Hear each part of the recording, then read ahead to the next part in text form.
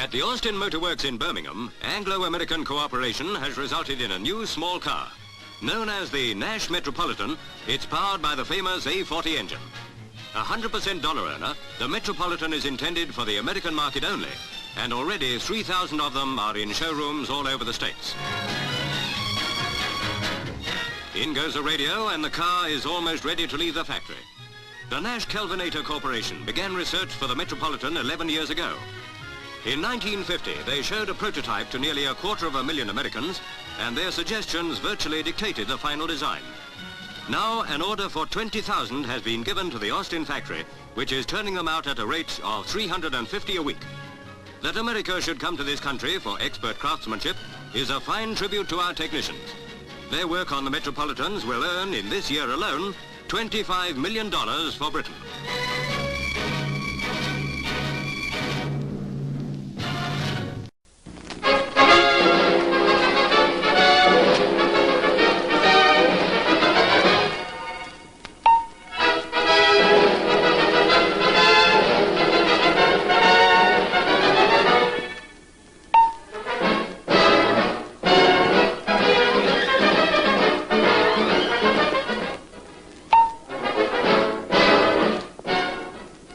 Hello. I'd like to spend a few minutes talking to you because I've got a story I think you want to hear. It's about the new Metropolitan, and I'm sure you're excited and enthusiastic about it. If you've already driven it, you certainly are. If, on the other hand, you haven't, well, you better get the keys and drive it because you're really missing a thrill. You know, it's a Nash. And the very presence of the Nash nameplate means it's well-built, attractively styled, a good performer, and sensible from a service standpoint. Now, there are some very interesting things about this car that a casual glance might not reveal. Since you're going to be selling the Metropolitan, we'd like to tell you about some of these things. They'll help you in your selling. Bound to. So concentrate on these mechanical details. Not only because the Metropolitan is different from any other car, but because a great many prospects for a car of this type will be mechanical-minded enthusiasts who'll appreciate and be interested in superior mechanical construction. Let's first consider the enclosed front wheels, the Continental tire mount, and the distinctive grille, which all identify the Metropolitan as a member of the Nash family. And the three-piece wraparound rear window treatment lets you see exactly what's behind. Particularly valuable when backing into a tight place. And of course, you can get into tight places with a short wheelbase of 85 inches and the overall length of only 149.5 inches, making this an extremely maneuverable car. Now, just look at the thickness of this door. That's because passenger safety is vital. And this door gives you a clue to the way the whole car is built, with unitized air flight construction, the same all-welded single-unit construction you've been selling in the Ambassador, Statesman, and Rambler series. A cutaway view shows the foundation for this car's structural rigidity. All body and frame members welded to form a single unit. Indeed, this type of construction on the short wheelbase allows the convertible model to be made without overhead structural rails. Also visible from the underside is the famous Airflex front suspension, the same type used in all Nash cars.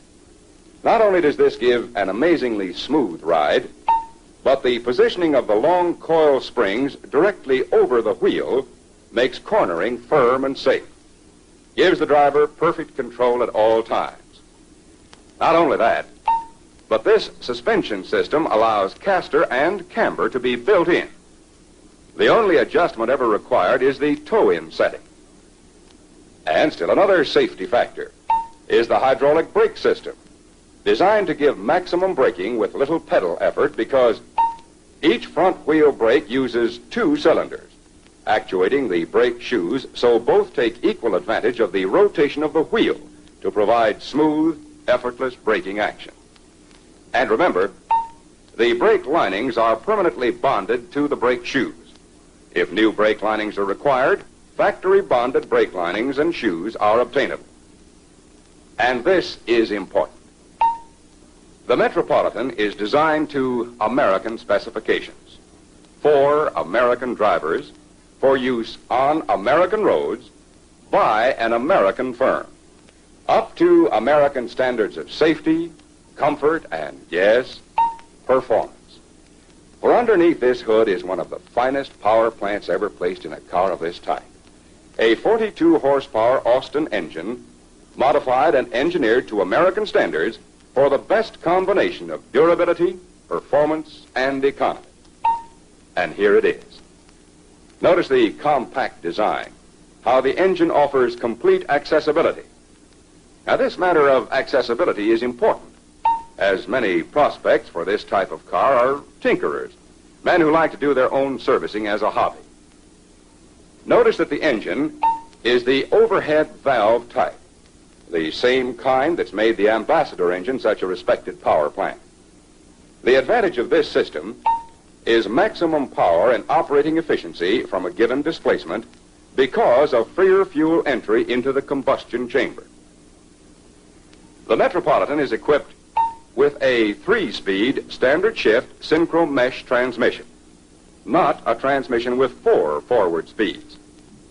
In fact, the only reason so many smaller cars use 4-speed transmissions is that they're so underpowered that a 3-speed transmission won't get them going fast enough. So the driver has to constantly down and up shift as he goes through traffic and around corners. Now, your prospects may wonder if a 4-cylinder car will be smooth enough.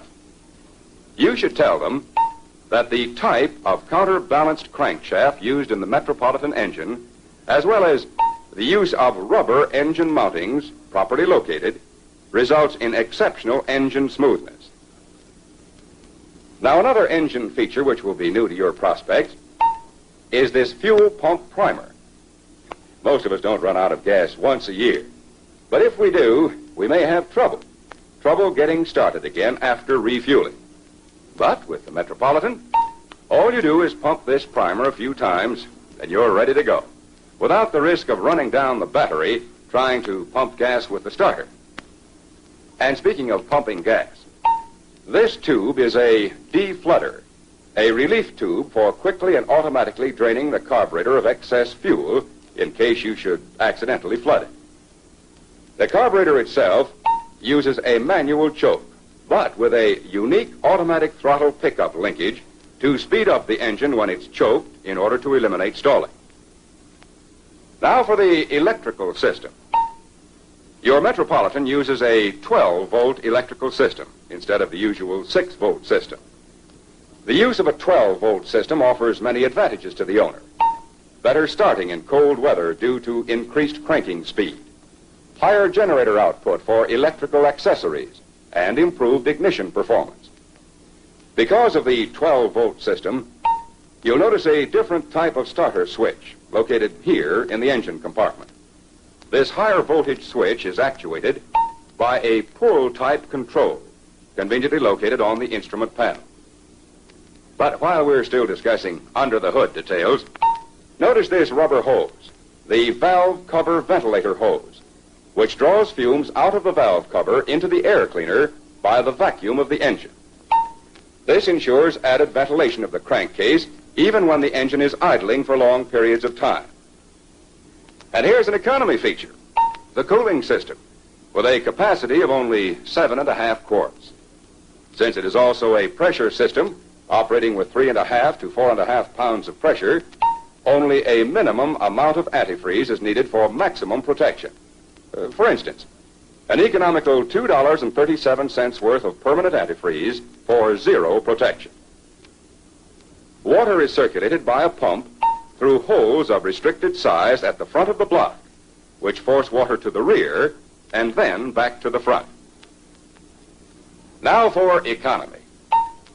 The Metropolitan has averaged as high as 41 and 57/100ths miles per gallon in a controlled 24-hour non-stop test under ideal conditions. During this NASCAR supervised test, not 1 quart of oil or a drop of water was added. and no adjustments or repairs were needed. Now, let's consider some other mechanical features that a prospect can't see without disassembling major components. Here is the head itself. It's of an extremely hard and durable cast iron, and it is not necessary to use valve seat inserts. The design of the head is such that cooling water is close enough to the seat to quickly dissipate heat, giving long life operation. Now, the valve rocker arms are drilled to permit lubrication to the push rod sockets and onto the valve stem tips. This is a very important feature, one not even found in all higher-priced overhead valve engines. This oil cushion reduces annoying valve tappet noises. And here's an interesting feature, a hot spot valve in the exhaust manifold to preheat the intake fuel for better economy. Now let's consider the pistons. This cut in the cam ground piston makes it a split skirt type, just as is used in our finest Ambassador engine. It allows the piston to compress, giving quiet operation without piston slap. Each piston uses 4 rings. The compression rings tapered so only a small surface contacts the cylinder wall. And the 4th, or oil wiper ring, well ventilated so excess oil returns through the ring, through holes in the piston to lubricate the piston pins on the way back to the crankcase. From here we move to the connecting rods, so designed that the load on the bearing cap is not taken on the rod bolts. Still another feature for quiet, smooth engine operation is the timing chain for valve operation. Not only is the chain itself quieter than a gear drive, but valve timing remains correct longer because there is less wear in a chain drive. Now, something your technical-minded prospects may be interested in, the steering linkage. Considerably different from most cars because it's located farther back. This positioning of the linkage does not interfere with the car's favorable road clearance. Also, for the technical-minded, is the rear axle design, a 3/4 floating type, in which none of the weight of the car is carried by the axle shaft. The differential carrier can be removed without removing the axle assembly, and it is the hypoid gearing type. And there is also an easily accessible jack provision, which raises the car at the sides rather than at the bumpers, lifting front and rear wheels with little effort. And another feature for convenience is the door operation. Push to unlock controls on the outside and handles that lift to open on the inside, preventing accidental opening. Still another convenience feature is an electrically operated windshield wiper motor, which maintains constant speed even when the engine is under heavy load. And now, don't forget the accessories, standard equipment items which on other small cars are either not available or available only at extra cost. First, of course, are directional signals, visible from both the front and the rear, and of course, self-canceling. Others are a cigarette lighter, dual sun visors, and foam rubber front seat. These all help in making a selling comparison with other cars. In fact, whatever the yardstick, style, economy, performance, safety, service accessibility, or special features, the Metropolitan measures up. So when you present this car, be sure you know all about these features and be fully prepared to tell them to your prospects. Know your data book. Read your question and answer book. Use the catalogs to accent the points you make. And of course, the one best way to sell the Metropolitan is to get your prospect seated right here, driving this car, after you first demonstrated it by driving yourself. Just seeing the sporty, compact lines of the Metropolitan makes a prospect very curious about it. Just knowing about some of the mechanical and convenience features that you can point out makes a prospect appreciate its design and craftsmanship. But actually driving the Metropolitan makes anyone, you, me, or your prospect, actually want to own this amazing car.